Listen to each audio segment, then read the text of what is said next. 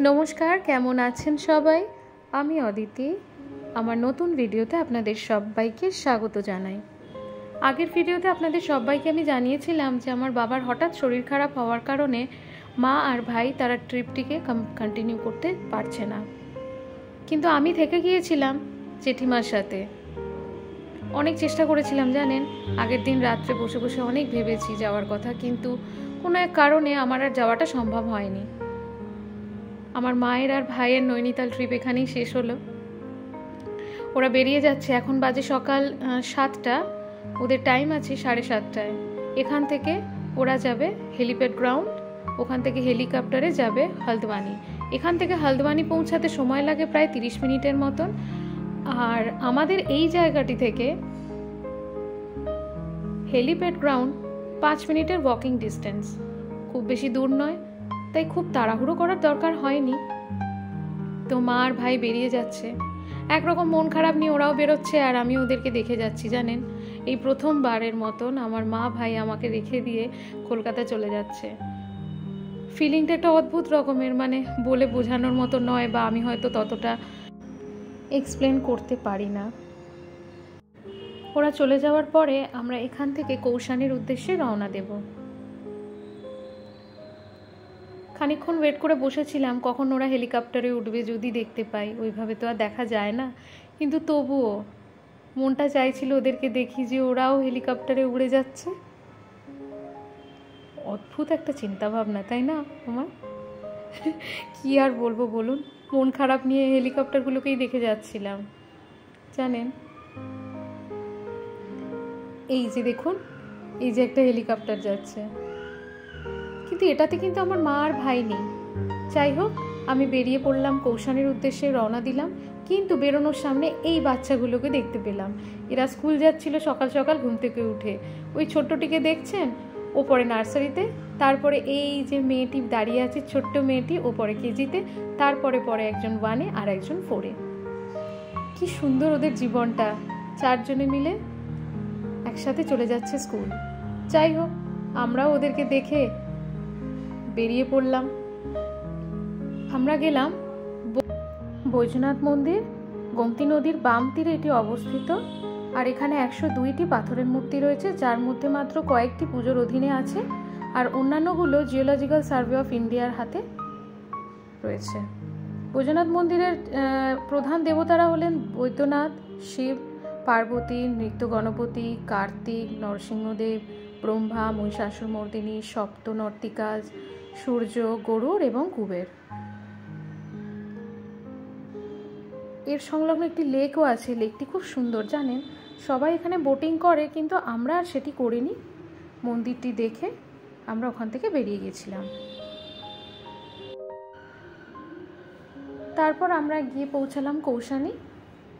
এই যে আমরা এখানে পৌঁছে গেছি, জায়গাটি বেশ সুন্দর। এই রিসর্টটিতে আমরা ছিলাম। এখন বাজে প্রায় রাত 9টা। পৌঁছাতে আমাদের একটু দেরি হয়ে গেছে। এই যে জেঠিমা চলেছে আগে, আমি চলেছি তার পিছনে। আমরা এসে গেছি। জায়গাটা দেখুন, এই যে যিনি মালিক আছেন এই রিসর্টে, এটা হলো তার বাড়ি। কি সুন্দর করে সাজানো না? না বাবা, সারাদিন অনেক ঘুরেছি, এবার যাই একটু রেস্ট করি। রেস্ট করে খেয়ে দিয়ে আজকের মতো ঘুম।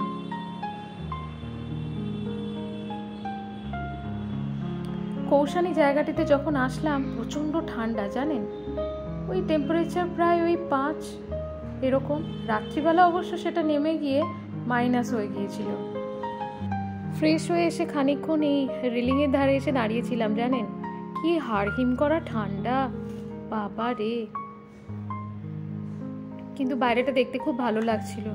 পাহাড় থেকে ওই দূরে লাইটগুলো যে জ্বলছে, সব ছোট্ট ছোট্ট বাড়ি লাগছিল, আর টিম টিম করে মনে হচ্ছিল যেন টুনি লাইট জ্বলছে। দারুণ একটা ফিলিং। সব কি আর বলে বোঝানো যায় বলুন?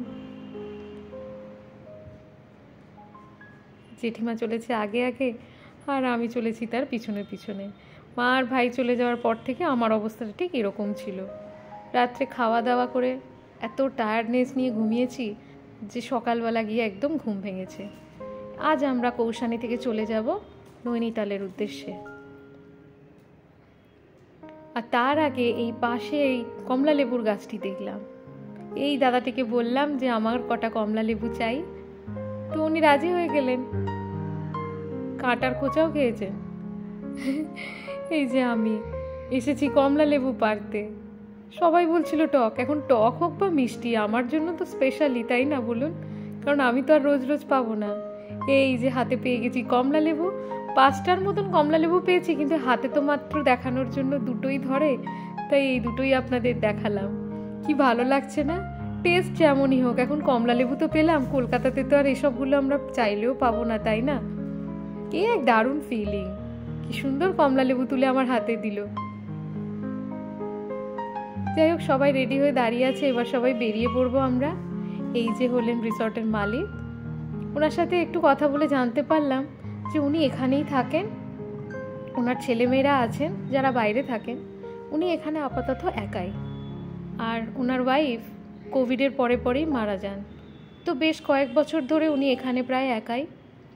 আর এই যে সুইটটিতে আমাদের দেখাচ্ছেন, এটা হচ্ছে কাপলদের জন্য, বা কোনো গ্রুপ যদি আসে তাদেরকে উনি এটা রেন্টে দেন। আমিও ভেতরটা একবার দেখে নিলাম, আপনাদেরকেও দেখিয়ে দিলাম। আমার তো ভালোই লেগেছে। উনি একা হাতেই সব কিছু মেনটেন করেন, সেই হিসাবে জায়গাটি যথেষ্ট সুন্দর বলেই আমার মনে হয়েছে। একা একটা মানুষের পক্ষে এই জিনিস মেনটেন করা সত্যিই অনেক বড় বিষয়। যাই হোক, ওনার সাথে কথা বলে খুব ভালো লাগলো। ভীষণ মার্জিত এবং সম্মানীয় বলেই আমার খুব মনে হলো। খুব সুন্দর করে নিজের হাতে সব কিছু ডেকোরেট করে উনি সাজিয়ে রেখেছেন। যাই হোক, কথা টথা বলে আমরা এবার বেরিয়ে গেলাম। আর এই হলো সামনে ওনার অফিস। গাছপাতা দিয়েই উনি এই অফিসটাকে সুন্দর করে সাজিয়েছেন। ভিডিওতে জানি না আপনাদের কেমন লাগছে, কিন্তু সামনে থেকে আমাদের ভীষণই ভালো লাগছিল। তারপরে উনি আমাদেরকে একটা আই কার্ড দেন মনে রাখার জন্য, যদি পরবর্তীকালে কেউ আসে তাহলে যাতে তারা আবার এখানে আসতে পারে।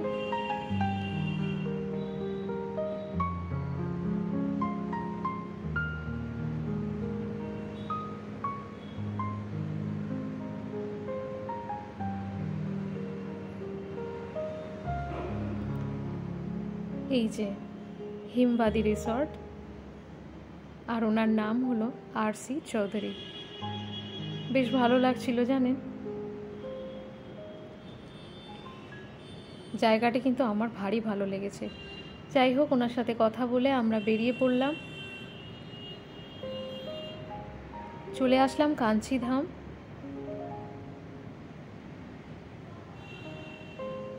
আজ আমরা কাঞ্চিধামের ভেতরে ঢুকছি। কিছুদিন আগে একটি ব্লগে দেখিয়েছিলাম যে কাঞ্চিধামের সামনে দিয়েই আমরা বেরিয়ে গিয়েছিলাম।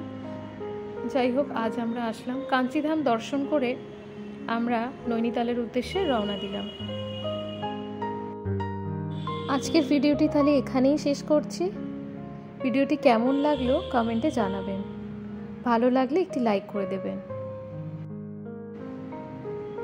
দেখা হবে পরের ভিডিওতে।